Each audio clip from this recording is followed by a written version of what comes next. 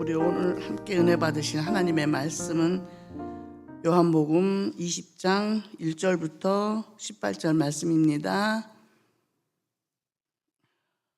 제가 봉독해 올리겠습니다.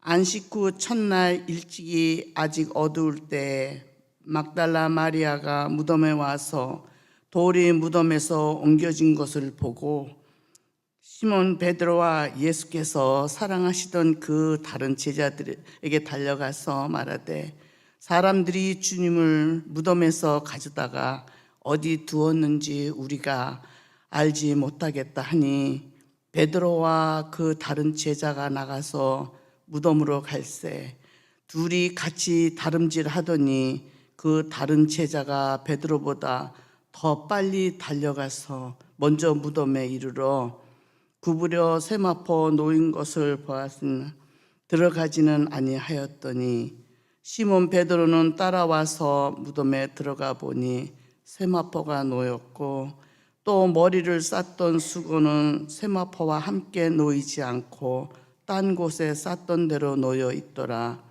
그때야 무덤에 먼저 갔던 그 다른 제자도 들어가 보고 믿더라.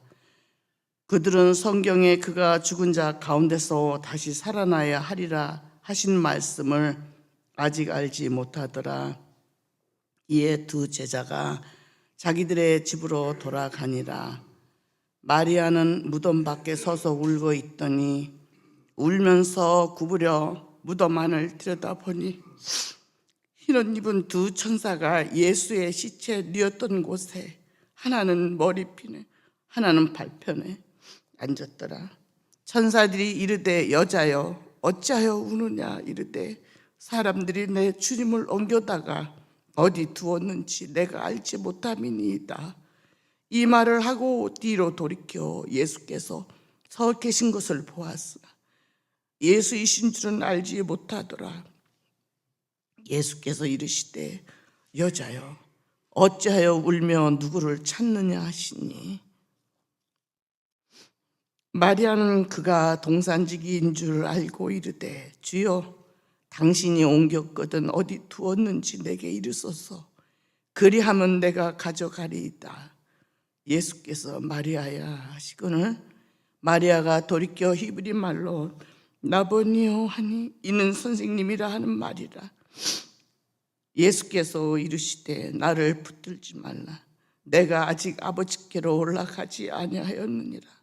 너는 내 형제들에게 가서 이르되 내가 내 아버지 곧 너희 아버지 내 하나님 곧 너희 하나님께로 올라간다 하라 하시니 막달라 마리아가 가서 제자들에게 내가 주를 보았다 하고 또 주께서 자기에게 이렇게 말씀하셨다 이르니라. 아멘. 많은 은혜 받겠습니다.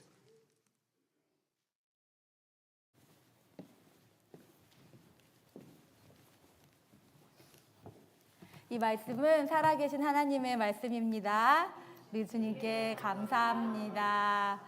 우리 오늘 저희 설교해 주실 이효종 감리사님에 대해서 많이들 아시지만 감리사님 그래도 감리사님을 모르시는 분 여기 계세요. 저희가 부흥하고 있어요.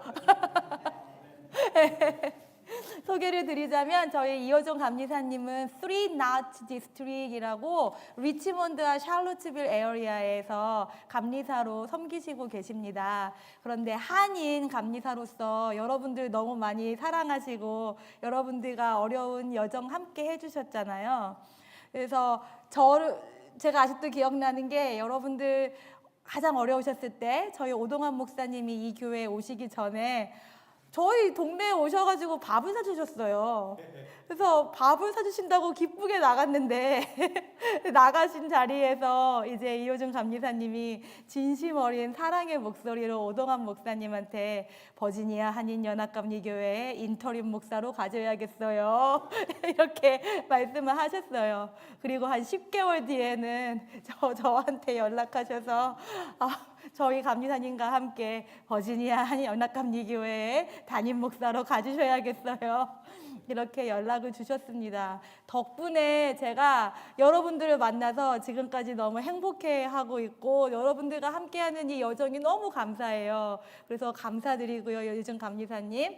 그리고 오늘은 또 유경희 사모님도 같이 오셨습니다. 저희 유경희 사모님을 실은 비밀인데요, 여러분. 제가 감리사님보다 더 좋아해요.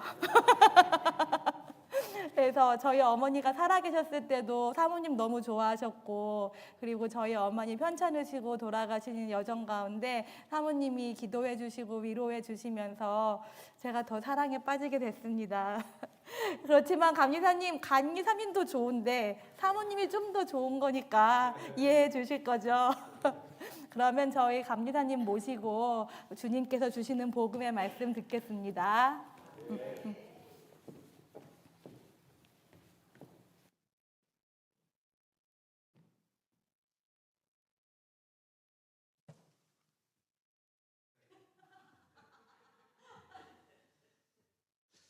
제가 마이크를 이렇게 조정하려고 그러는데 그래서 여러분 어제 수고 많이 하시고 정말 좋은 시간 감사드립니다. 그렇게 이렇게 많이 준비하시느라고 얼마나 힘드셨어요. 그렇죠. 그리고 제가 아직도 생각나는데 그때 브룩스 감리사님하고 와서 이렇게 투표하고 그럴 때 좀 그랬죠. 그랬는데 교회 이렇게 올 때마다 이렇게 분위기가 따뜻하고 유니티가 있으니까 이건 시간 문제인 것 같아요. 그럼 하나님께서 이런 유니티가 있고 같이 함께하면 하늘 문이 열리는 그런 축복의 말씀을 해주셨다고요. 그래서 마태복음 18장 18절 20절에 보면 그렇게 너희들이 그 합력하고 그리고 한 마음이 되면 그리고 기도하면 하늘의 것이 뭉쳐지고 또 기도하면 하늘에서 또 그것이 풀려지고 그런 축복이 여러분 교회 앞으로 목사님과 사역을 통해서 이루어질 것으로 믿습니다. 오늘 제가 말씀을 준비하면서 나누고자 하는 것은 이것입니다. 우리가 여러분 주일날 오셔서 이렇게 옷 다 잘 입으시고 마음 준비하시고 와서 주일날 예배를 드리시잖아요. 그런데 만약에 여러분이 예배를 드리시기 전이나 후에 집에 가시면서 크로고에 들리셨어요? 아니면 월마트나 커스코에 들리셨어요? 그래서 어떤 분이 여러분을 만나시면 교회 갔다 오셨어요? 그러면 예, 교회 갔다 왔습니다. 그러면은 그 친구분이 여러분이 교회는 왜 가요? 주일날 교회 가서 예배를 드리면 뭐가 달라져요?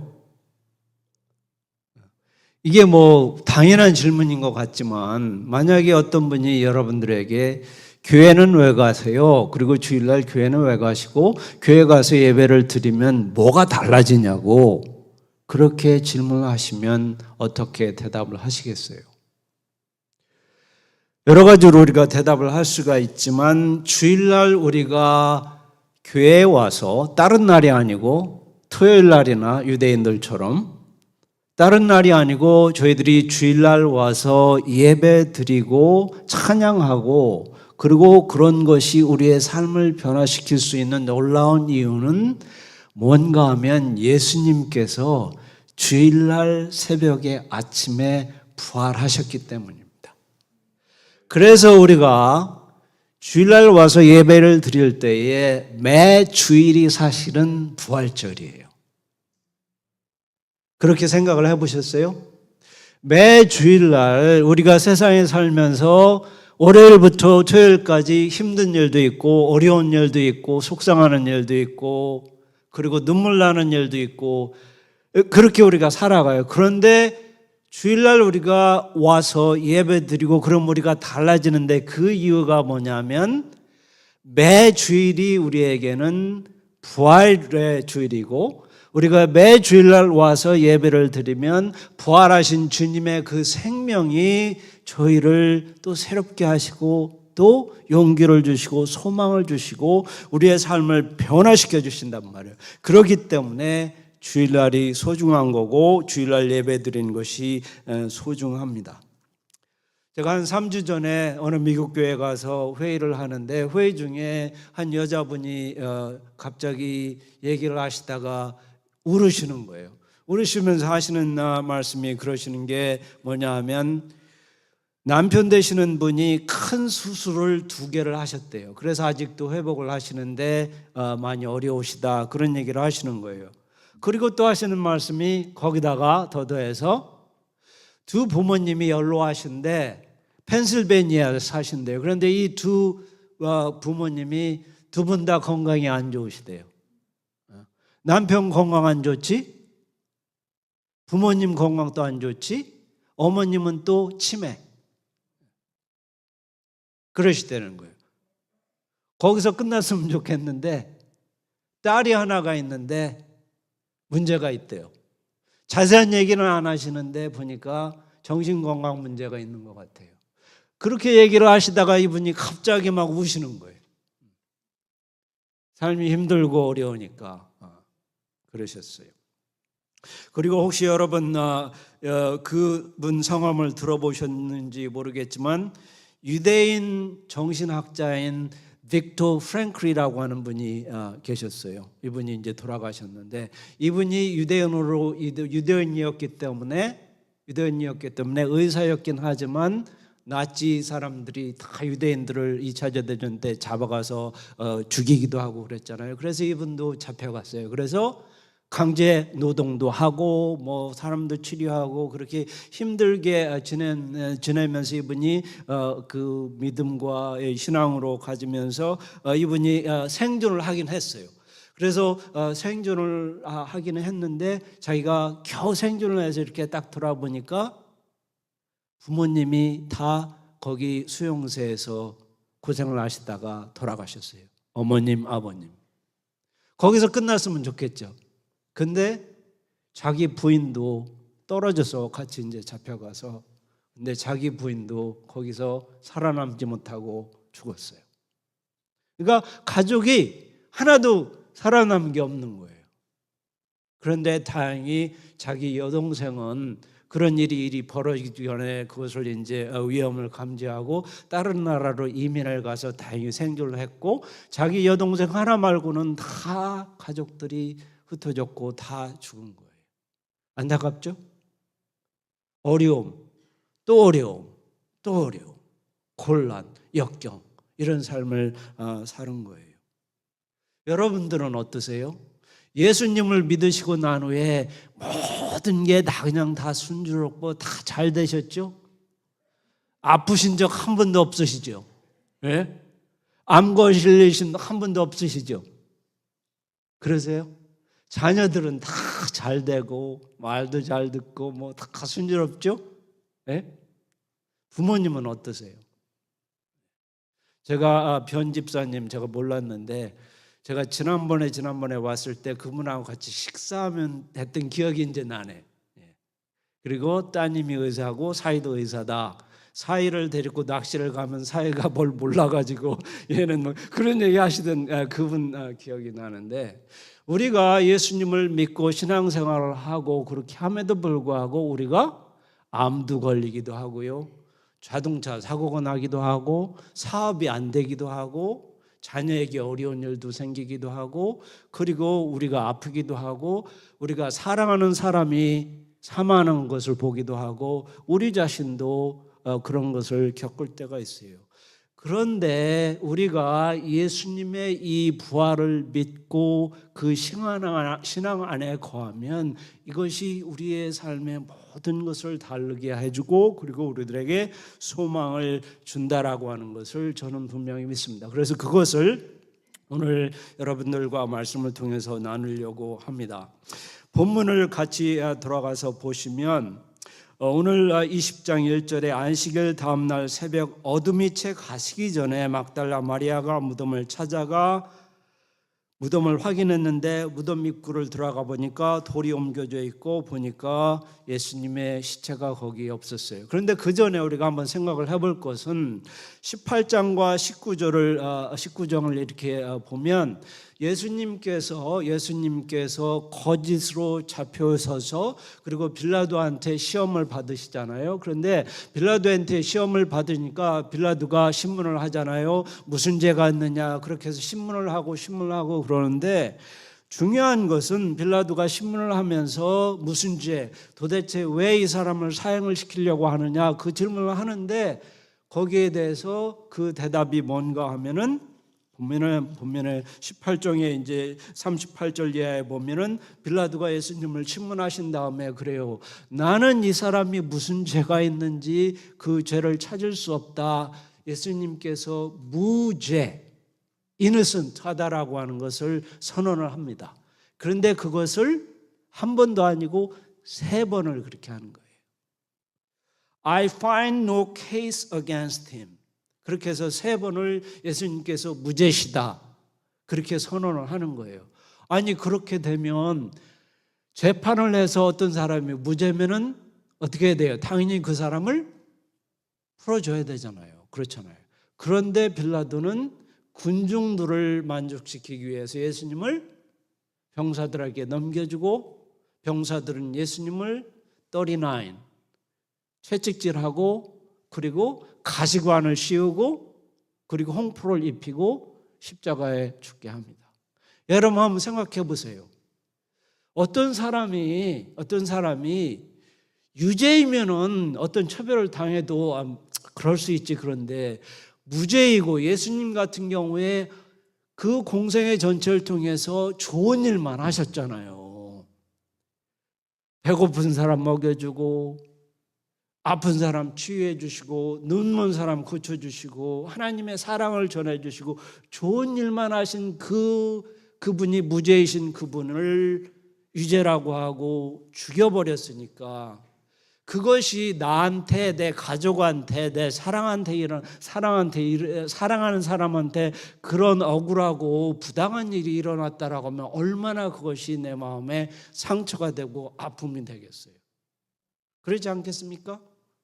존 그리심이라고 하는 이 소설가가 있는데 이분이 변호사였는데 이제 소설가가 됐는데 이분이 그 고백이라고 하는 그 소설에서 이런 얘기를 합니다. 텍사스에서 그런 일이 일어났는데 단테 드럼이라고 하는 그 흑인 청년이 풋볼 플레이 그 운동선수였는데 이 사람이 자기 그 고등학교에 어떤 여자를 죽였다라고 하는 그런 제목으로 이 사람이 무죄인데 잡혀가지고 사형 선고를 받고 그리고 나중에 사형 집행을 당합니다. 그런데 이 사람이 사형 집행을 당하기 바로 전에 진짜 그 여자를 죽인 진범이 나타나서 내가 죽였다. 그러니까 그 사람 죽이지 말라고 그래요. 그런데도 텍사스에서 이 사람을 죽여버려요. 그러니까 그 소설을 보면 그 어머니하고 여동생하고 그 형이 그 억울함, 그 부당함에 대해서 그 하는 그런 얘기들이 쭉 나와요.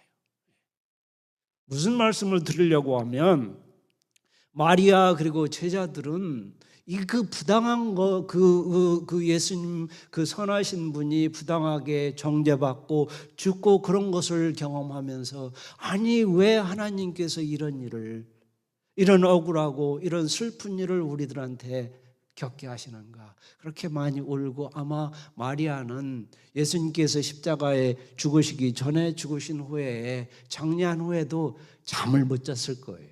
그렇죠? 그런데 그 아픔과 고통이 거기서 끝나지 않아요.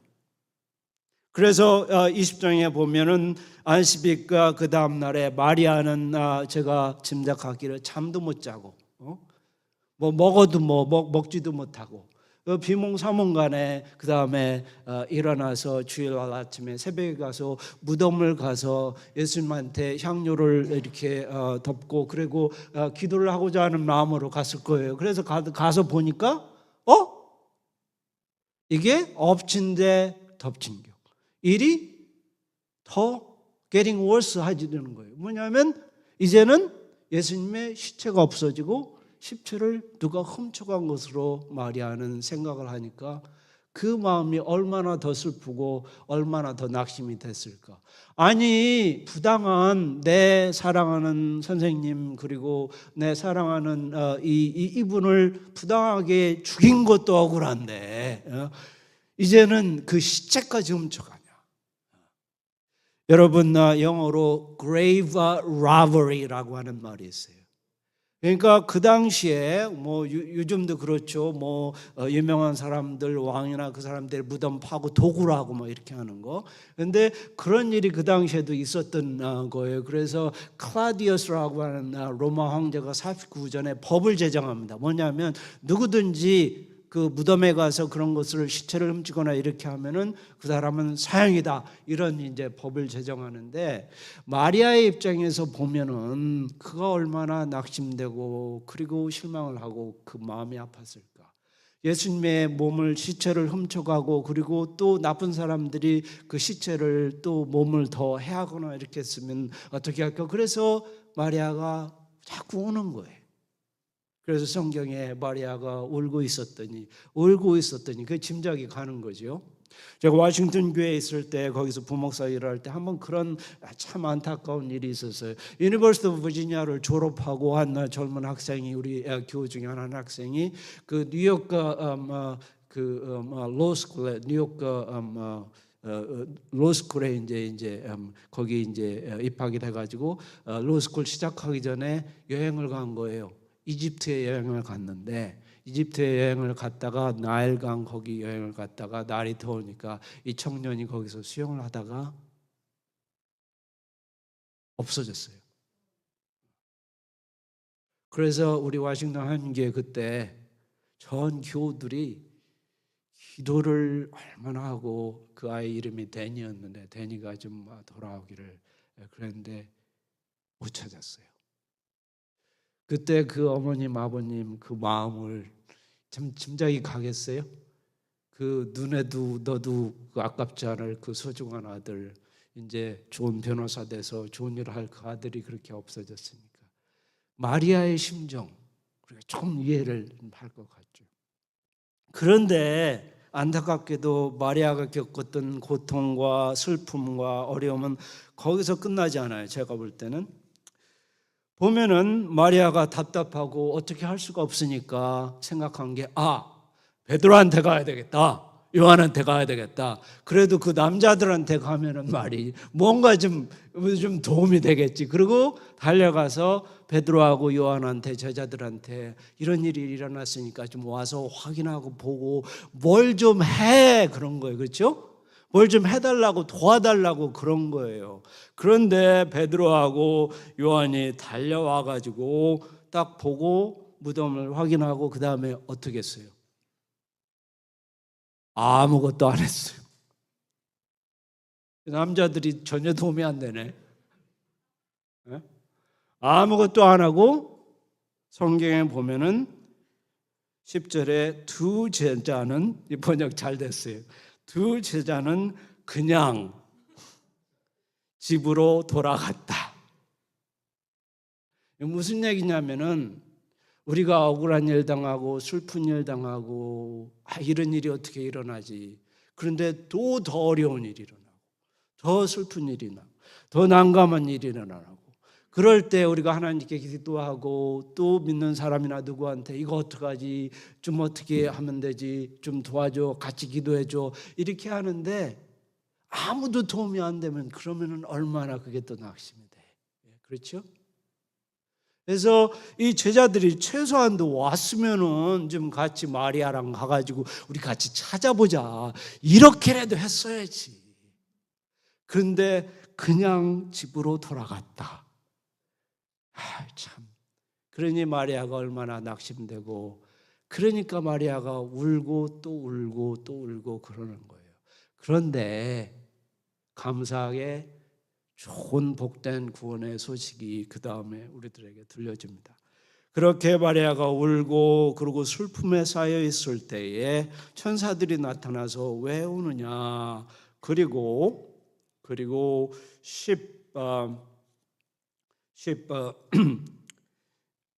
16절에 가면 예수님께서 여기 중요하게 우리가 기억할 것은 뭐냐면은 예수님께서 마리아 옆에, 바로 그 옆에 부활하신 예수님께서 같이 계셨어요. 그렇죠?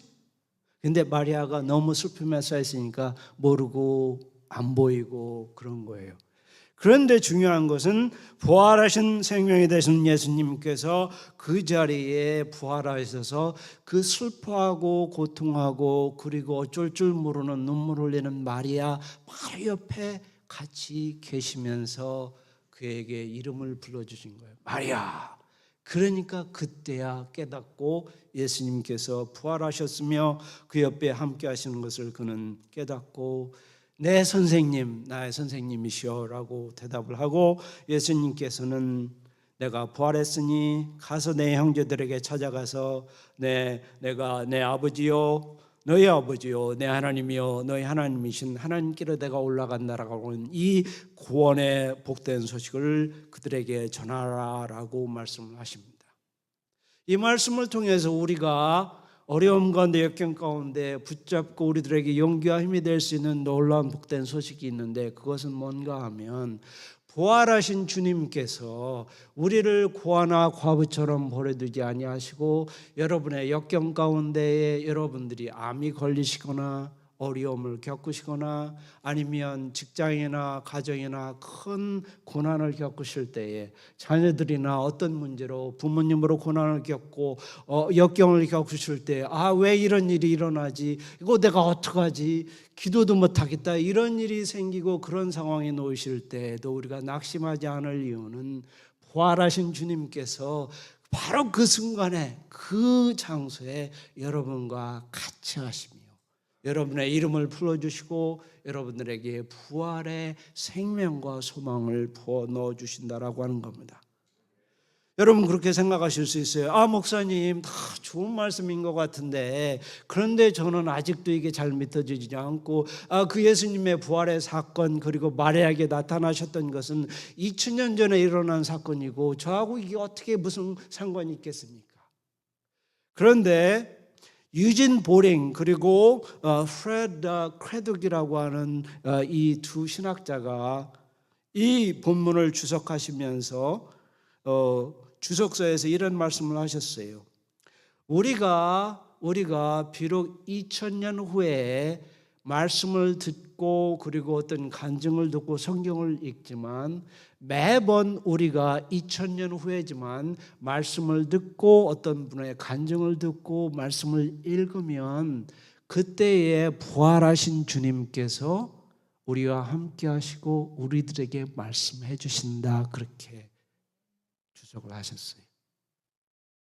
2000년 전에 죽으셨다 부활하신 주님은 성령님을 통하여 우리가 목사님을 통하여 말씀을 듣고 간증을 듣고 찬양을 듣고 그리고 우리가 말씀을 읽을 때에 부활하신 주님께서 성령님을 통하여 이 자리에 우리와 함께 하시면서 우리에게 말씀을 해주시고 우리를 불러주신다는 거예요. 마리아를 불러주신 것처럼 우리 옆에 계시면서 우리 한번 시편 118편을 같이 가보실까요? 시편 118편을 보면 이렇게 얘기합니다. 고마워라 여호와께 감사드려라 주님은 어지시다 좋으시다 한결같이 따스하게 아껴주시는 주님의 사랑은 영원하다. 이렇게 주님을 찬양하는데 그런데 이 찬양을 하는 배경을 우리가 좀 이해하면 이런 것입니다. 이스라엘 백성들이 주전에 587년에 그전에도 그랬지만 계속해서 우상 숭배하고 과부와 고아와 어려운 이들을 억압하고 못된 짓들을 많이 하면서 하나님의 뜻을 벗어나는 삶을 살았어요. 그러니까 하나님께서 외국과 나라들을 불러들여서 이스라엘들을 치시고 정죄하시는 거죠. 그렇게 해서 587년에 이스라엘의 나라가 망합니다. 그리고 이스라엘 성전이 다 불타고 다 무너져요. 587년에. 그리고 많은 이스라엘 백성들이 자기 가족들이 전쟁을 통하여 다 죽고, 우리 6.25 기억을 하시면 돼요. 전쟁을 통하여 많은 가족들이 죽고 어디 있는지 생사가 확인 안 되고, 그리고 살아있는 사람들은 다 포로로 이스라엘에서 오늘날 이라크로 다 포로로 잡혀가요. 이라크가 그 당시에 바벨론이었거든요. 다 포로로 잡혀가요. 그렇게 해가지고 우리는 일제 36년을 우리가 지냈잖아요. 그런데 거기에서 포로로 49년을 지냅니다. 49년을 포로 생활을 한 거예요. 그러고 나서 하나님께서 이스라엘을 긍휼히 여기셔가지고 돌이켜서 땅으로 돌아가게 하시고 다음 성전을 다시 짓게 하시고 회복을 시켜주신. 그러니까 자기의 나라가 망하고 성전이 다 불타고 자기 가족과 친지들이 죽고 자기 자신들은 포로로 잡혀가고 49년 동안 그런 어려움을 겪고 회복해 주시는 하나님을 경험한 거예요. 이해가 가시죠? 그러고 나서 이분들이 하나님을 찬양하면서 5절에 이렇게 얘기를 하는 겁니다. 고통스러워 여호와께 부르짖었더니 여호와께서 들으시고 구원해 주셨다. 여호와께서 함께 하시니 나 무엇을 무서워하랴. 그 누가 나를 어떻게 하랴. 여호와 나를 도와주시니 원수들 꼬꾸라지는 꼴 내 눈으로 보리라. 성경이 참 재밌어요. 그렇지? 그런데 여기에서 중요한 것은 이스라엘들이 하나님을 찬양하면서 여기서 하는 말은 영어로 그렇게 얘기해요.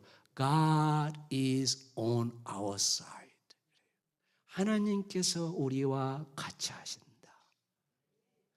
그것이 마리아가 경험한 부활의 주님이에요.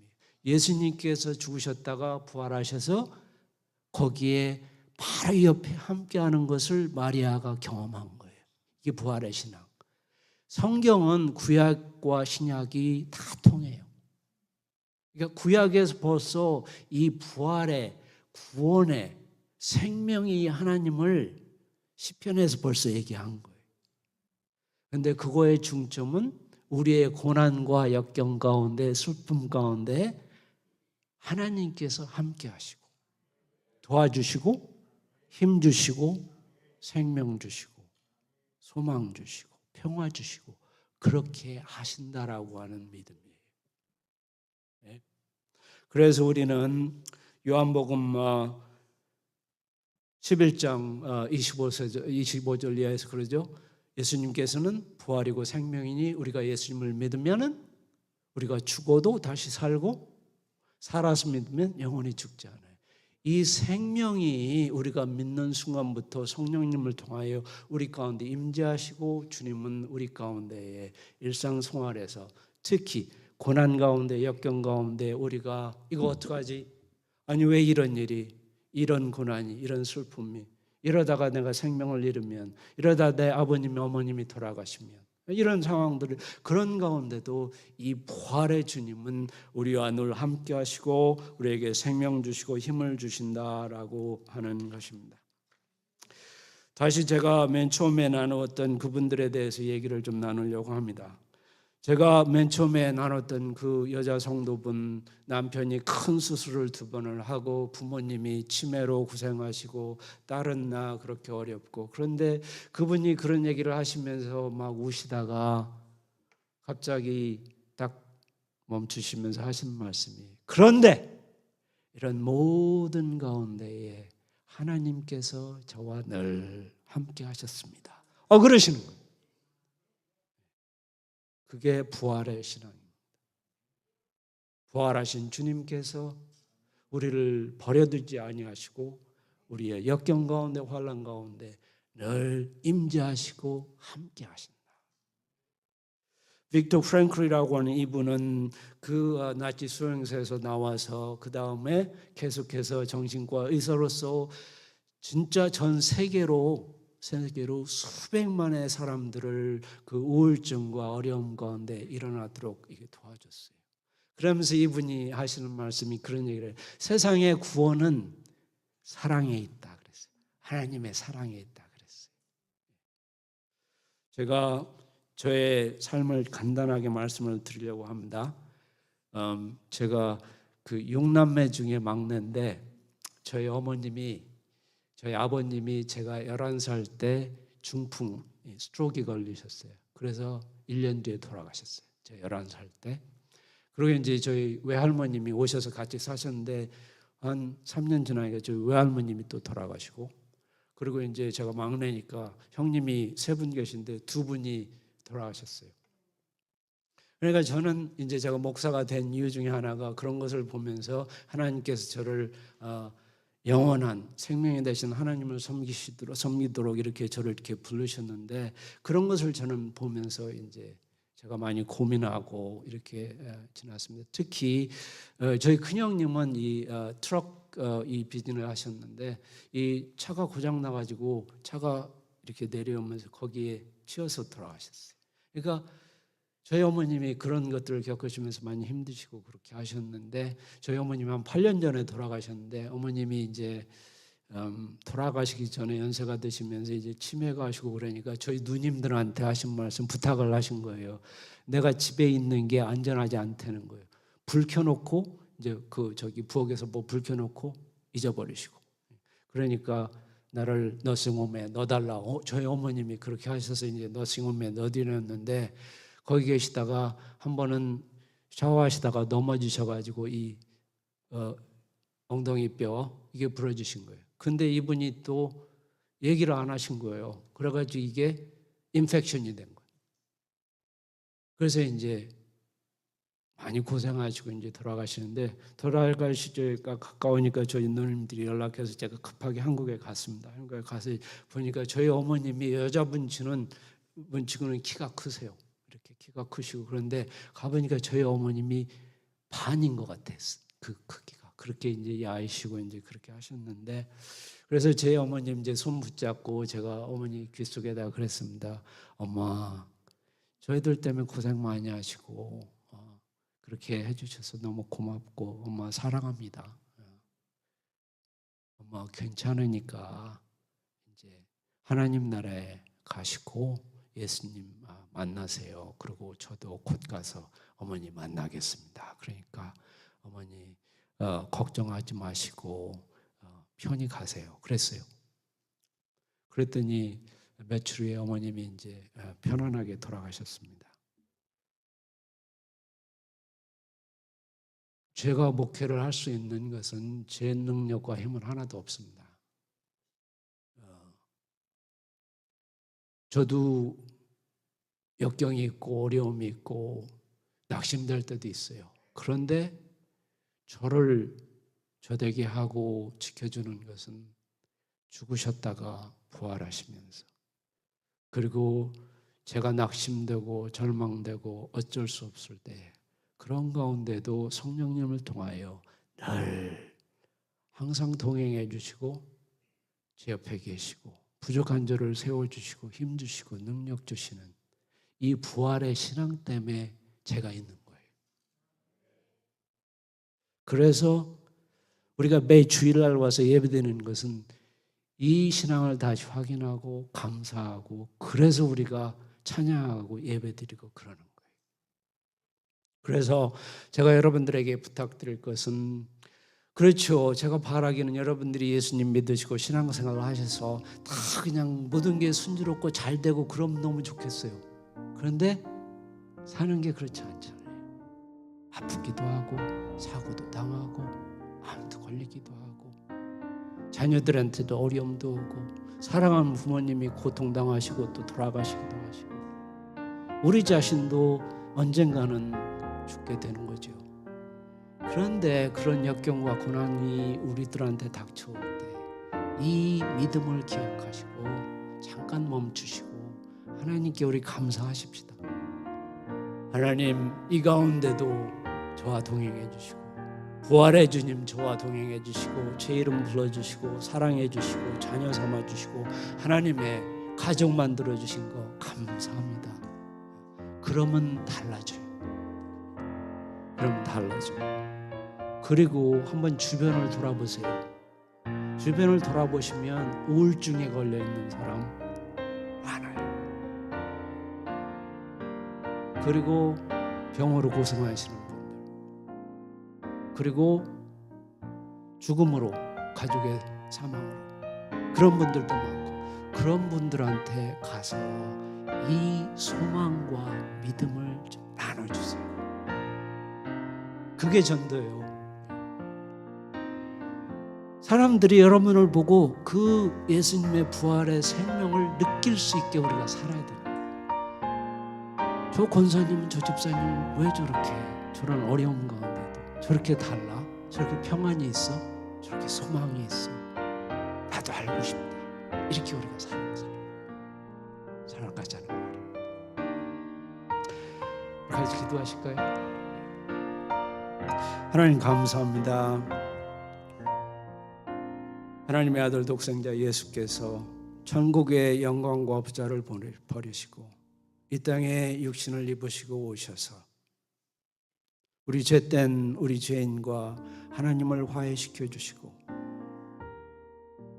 우리들에게 영생의 생명을 주시고자 주님 죽으셨고 부당하게 처벌당하셨고 죽으셨고 그리고 버림을 받으셨습니다. 그러나 다시 부활하셨고 마리아에게, 제자들에게, 500여 명이 넘는 사람들에게 부활로 증거가 되셨습니다. 그리고 우리가 매번 말씀을 들을 때에, 목사님을 통하여 말씀을 들을 때에 신앙의 간증을 듣고 성경을 읽고 그리고 우리가 아프롬 데일리 디보션을 할 때에 이 부활의 주님께서 우리 가운데의 성령님을 통하여 함께 해주시고 우리 바로 옆에 동행해 주시며 우리들에게 부활의 생명으로 그리고 소망으로 용기로 채워주심을 감사를 드립니다. 이 믿음 우리가 굳건하게 붙잡게 하시고 역경 가운데 더 강건하게 하시며 우리의 삶을 통하여 이웃과 형제들에게 그리고 직장의 동료들에게 이 놀라운 소망을 증거하고 나누는 그런 주님의 사랑의 증인들이 되게 사용해 주시옵소서. 이제 이 교회를 주님 사랑하시고 주님의 몸된 교회시오니 우리가 미강 목사님 그리고 우리 장로님과 모든 권사님들과 지체들이 한마음 한뜻이 되어서 주님 높이며 섬기며 주님의 사랑을 전할 때에 주님 간절히 기도하고 축복합니다. 하늘의 문을 열어주시옵소서. 하늘의 문을 열어주셔서 주님의 이 사랑의 복음이 이 지역사회에 많은 사람들에게 증거되고 그들이 사망에서 생명으로 옮기는 놀라운 역사가 있게 하시고 목사님과 이 교우들을 그러한 주님의 놀라운 거룩한 도구로 사용해 주시옵소서. 예수님의 이름으로 간절히 기도드리옵나이다. 아멘.